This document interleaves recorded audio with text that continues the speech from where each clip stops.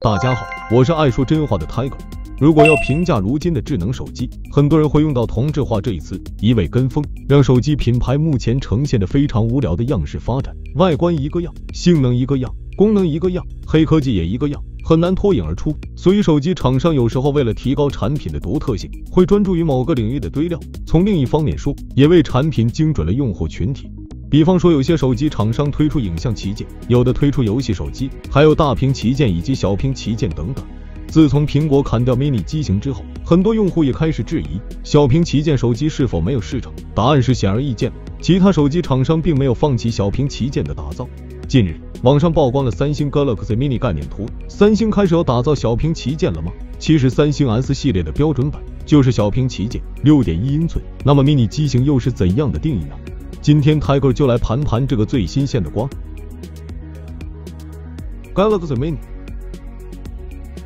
首先是外观，正面屏幕采用全屏居中挖孔设计，加上超窄四边边框设计，让整部手机看上去就像一块艺术品。除此之外，屏幕采用一块 5.6 英寸三星 OLED 2级发光屏，120 Hz 高刷率，支持1440 Hz 高频 PWM 调光技术， 2K 分辨率。相信在三星自家的调校下，这块屏幕会更加灵敏，色彩显示度更高。核心性能上，搭载骁龙8 Gen2 处理器，采用台积电4纳米制程工艺，不论是性能还是功耗，表现都很稳定，并且有 LPDDR5X 加 UFS 4.0 闪存的加持，手机的性能直接被拉满了。影像能力的表现也是不俗的，三星 Galaxy Mini 款将配备5000万大底主摄、3200万超广角镜头、1200万自拍摄影、5倍光学变焦，最大光圈做到 f1.7， 支持多重曝光，获得具有动态范围的高分辨率照片，并且后摄像头设计和以往不一样，不再是3摄竖排，而是2摄横排，呈现横排二筒形状，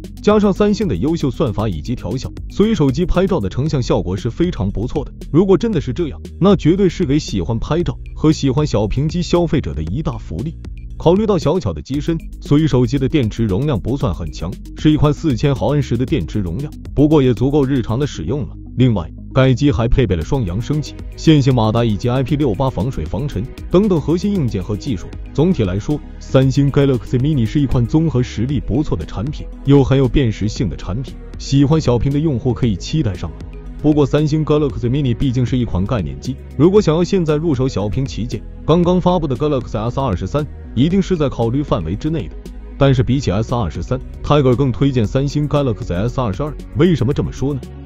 先看价格，首先从5699元的起价来看，最新发布的三星 Galaxy S23 并没有涨价，只不过与前代机型 Galaxy S22 目前的价格相比却高出不少。目前 Galaxy S22 已经大幅降价，到手价仅3399元。那么 S23 和 S22 的区别，值得2000以上的差价吗？我们来看对比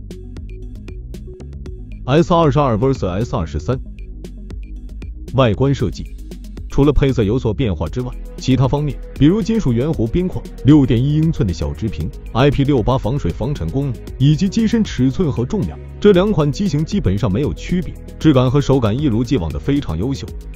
显示屏方面也大致相同，只有一个区别 ，S23 和 S22 都配备了 6.1 英寸 Dynamic Mode 2X 直面屏，具有 1080P 分辨率，支持 HDR10+ 显示，以及48到120 Hz 自适应刷新率。唯一的区别在于 S23 机型的屏幕具有更高的1750尼特峰值亮度，而 S22 机型的屏幕仅支持1300尼特，所以在户外阳光下 ，S23 机型的能见度更高，看屏幕内容更清晰。不过1300尼特的显示屏在户外阳光下也完全够用。核心性能，三星没有采用普通版本的骁龙8 Gen2 旗舰芯片，而是针对 Galaxy S23 系列使用了超频版本的骁龙8 Gen2 旗舰芯片。超频版本的关键改进是 CPU 频率从 3.2 GHz 提高到 3.36 GHz，GPU 频率也从680兆赫兹提升到719兆赫兹，在核心性能上更强悍。S22 采用的是骁龙8 Gen1 旗舰芯片，在核心性能上要差一些。相机，在相机方面，这两款三星手机在背部都具有相同的摄像头组合，它们都配备了一个 50MP 主摄像头，以及一个具有3倍光学变焦的 10MP 长焦摄像头和一个具有120度视野的 12MP 超广角镜头。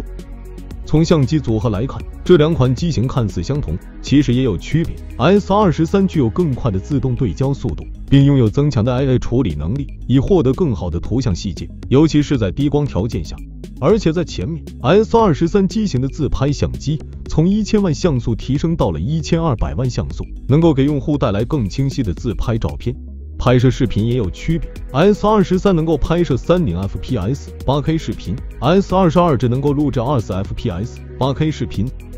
电池